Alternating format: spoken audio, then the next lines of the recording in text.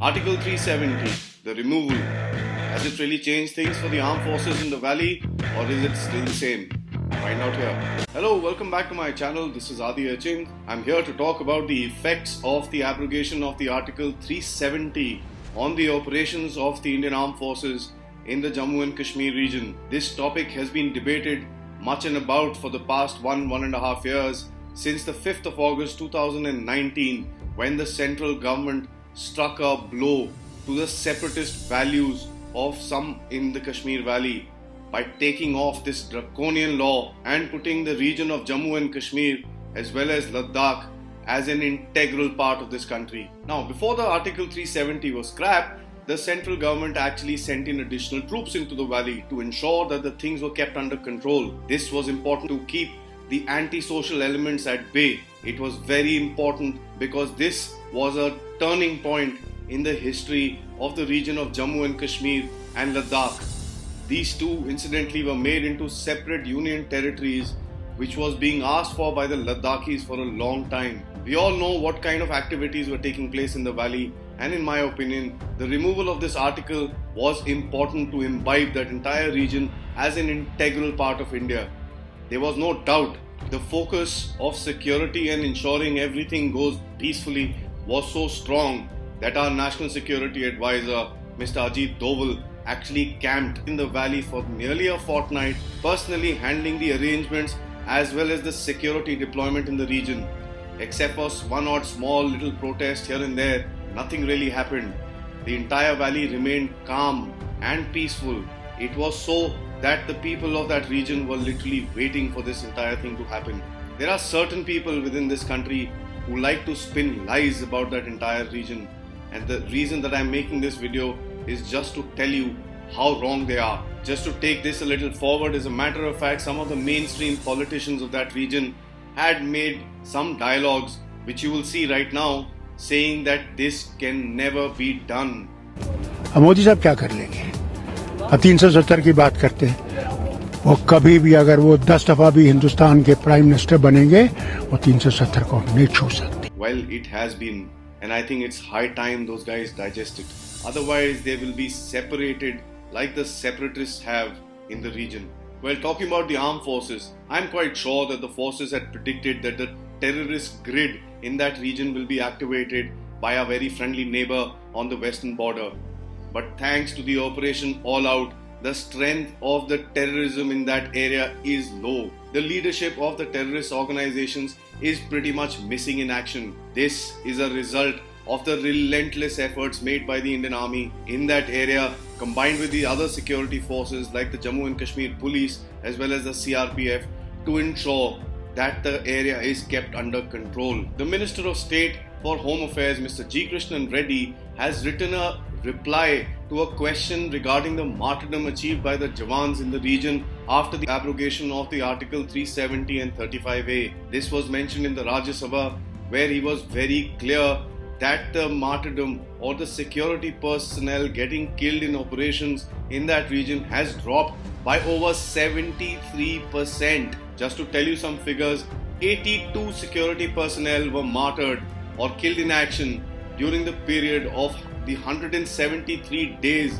from the 13th of February 2019 till the 4th of August 2019. Whereas just 22 people, although each and every life is very important, but if you see the number difference, it is 22 security personnel that were killed in action during a similar period of 173 days starting from the 5th of August 2019 till the 24th of January 2020. Also, the recruitment of the terrorist organizations of local youths from that region was a total of about 105 persons between the 1st of January 2019 to the 4th of August 2019, as against 28 people from the 5th of August 2019 to the 26th of January 2020. These numbers actually tell you the change in trend and the ground level thought process of the people in the region.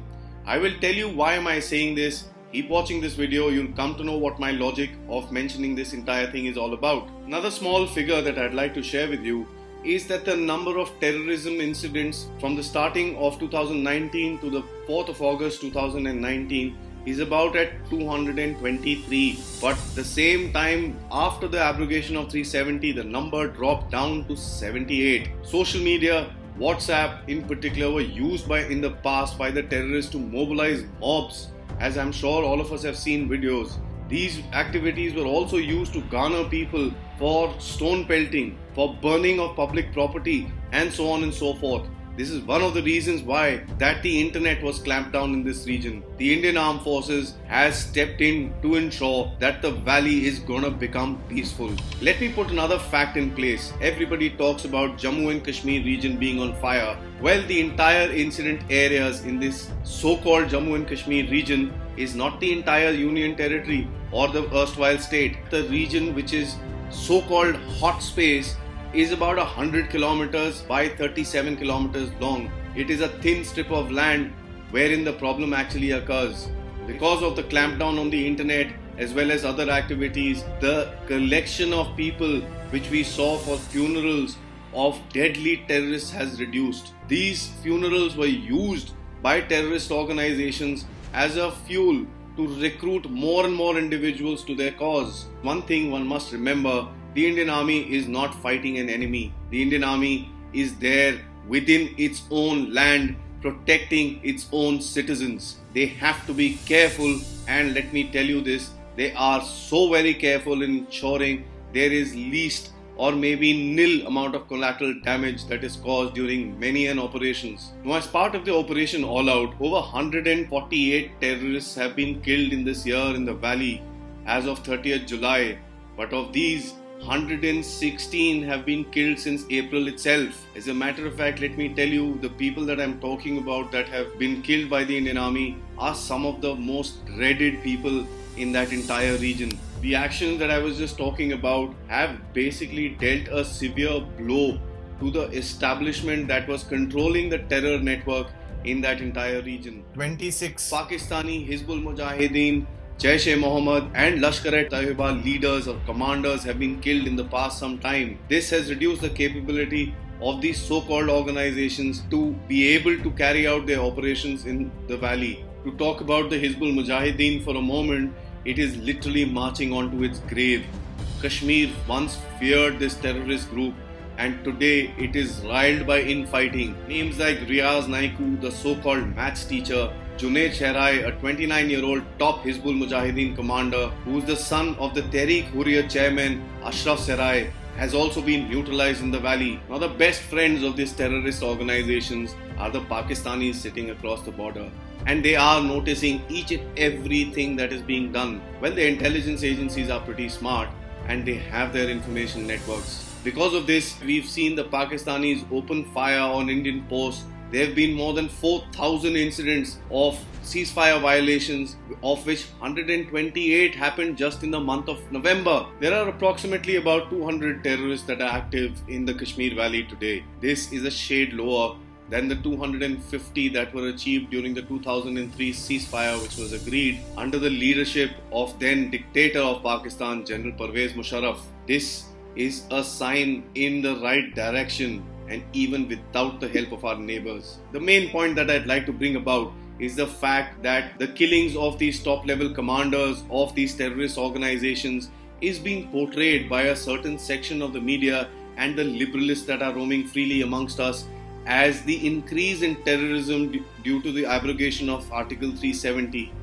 On the contrary, I would like to ask these individuals that how is it that the Indian Army is getting information so swiftly about these actions taken by the leaders, and how is it that the Indian Army gets their information about their locations, and how is it that the Indian Army has been so swiftly been able to remove the top-end commanders of these organizations in the Kashmir Valley.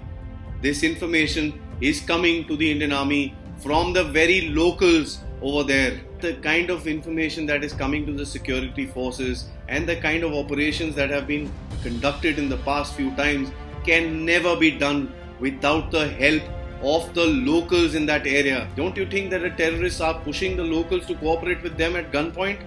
Don't you think there have been any civilians killed by the terrorists? Well, they are as well as sick of this nonsense, and that is the reason why that the information has started flowing into the Indian Armed Forces. Army on its part launched a special operation called Mission Reach Out. This was to provide for assistance to the people of the Union Territory of Jammu and Kashmir. This mission thus became an addition to the multifarious activities that the Indian Army already conducts in the valley to change the hearts and minds of people, to spread the message of development and prosperity to each and every individual in that area. We've all seen videos of terrorists surrendering to the armed forces, and as a matter of fact, there is a very clear policy which is being followed by the armed forces before taking any severe action is to give an opportunity to the person yielding arms to drop his arms and come back into the mainstream. The situation is not perfect. I have two small things that I'd like to bring about. One thing that we need to do is stop this nonsensical bots of the Pakistanis creating and spreading propaganda all around the place. We can see this very clearly happening in the farmers' protest which is happening close to Delhi. Well, to conclude, I have never mentioned anything political and I really don't want to get into that entire thing. I am neither on this side or on that side. I am on the side of the Indian Armed Forces. Always have been and will always be. I am on the side of the Indian Armed Forces and the soldiers fighting the battle for all of us, giving their blood. I am sure with the efforts of all the soldiers that are there, along with the leadership in that region, the situation will be able to be turned around. I would also like to tell the so-called leaders of that area that you have eaten enough money of the people of Jammu and Kashmir. Now stop. People will rise up and the Indian Armed Forces will always be standing with them. As a matter of fact, somebody I know visited that region recently. He was surprised to the fact that the minute you get out of Srinagar airport, which is in Budgam, there are traffic jams. People are sitting in their shops all day long. Trade has improved. Tourism, of course, because of the coronavirus has taken a beating, but I'm pretty sure the minute the coronavirus situation is dealt with, Kashmir is going to be the place that Indians are going to throng. There are people back in their shops, there are people back in their establishments and starting to run their business to earn their daily livelihood. I would like to thank every last soldier that has been there in that valley and has put in his effort to ensure that the area is kept under control. There will be always small incidents here and there, but I'd request one and all to look at the larger picture of what is happening in that area. How is it that suddenly, because of cutting in these two stupid articles, has the Kashmir Valley literally come down to a nice peaceful place within just 1 year? There have been changes that we all can see if we would like to see them. A lot of us just don't want to do that. It is sad on the part of a lot of our countrymen who try and spin lies, especially online, by ensuring wrong propaganda promoted by people across the border is told as the truth of that area. I would request one and all to do their own research, find out by themselves, to realize what the real situation is. As I say in all my videos, share a thought for our soldiers standing in the battle lines, in the land, the sea and in the air, once a day, every day. Jai Hind.